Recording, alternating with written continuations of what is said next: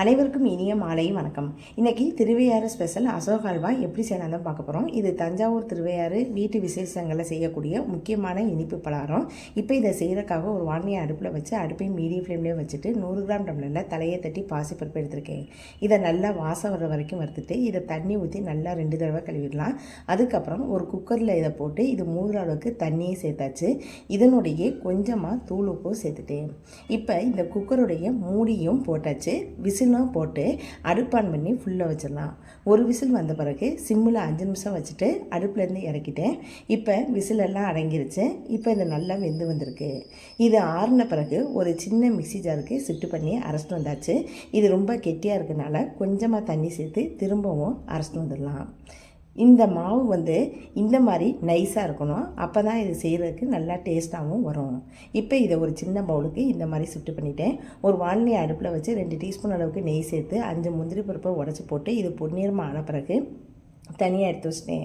ஒரு table spoon அளவுக்கு கோதுமை மாவு சேர்த்துருக்கேன்.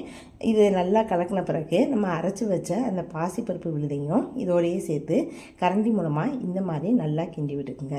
நல்லா கிண்டின பிறகு இதனுடைய ஒரு டீஸ்பூன் அளவுக்கு நெய் சேர்த்துக்கலாம். திரும்பவும் நல்லா நெய், கோதுமை, அந்த பாசிப்பருப்பு விழுது எல்லாம் கலந்து வர மாதிரி இந்த மாதிரி கிண்டி விட்டுக்குங்க. இந்த வானிலையில் இந்த மாதிரி ஒட்டாமல் வரும். இப்போ இதை இனிப்பு சேர்க்குறதுக்காக ஒரு டம்ளர் பாசிப்பருப்புக்கு 2 டம்ளர் அளவுக்கு ஜீனி சேர்க்குறேன். இது நல்லா தித்திப்பாக இருக்கும். அதிகமாக சாப்பிட முடியாது. நல்லா டேஸ்ட்டாகவும் இருக்கும். இப்போ இதை நல்லா கரண்டி மூலமாக கிண்டி விட்டுக்குங்க.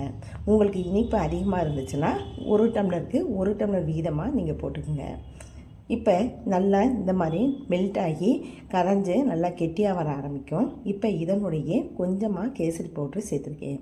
அதிகமாக சேர்க்காதீங்க. இந்த அளவுக்கு சேர்த்தா போதுமானது. இப்படி சேர்க்க, இல்லைன்னா தண்ணியில் கரைச்சி கூட கொஞ்சமாக சேர்த்துக்குங்க. இப்போ இதை நல்லா கலந்து விட்டாச்சு. வாசத்துக்காக கொஞ்சமாக ஏலக்காய் தூள், திரும்பவும் 1 டீஸ்பூன் அளவுக்கு நெய் சேர்த்துருக்கேன். இந்த அளவுக்கு திரும்பவும் நல்லா கரண்டி மூலமாக கிண்டி விட்டாச்சு.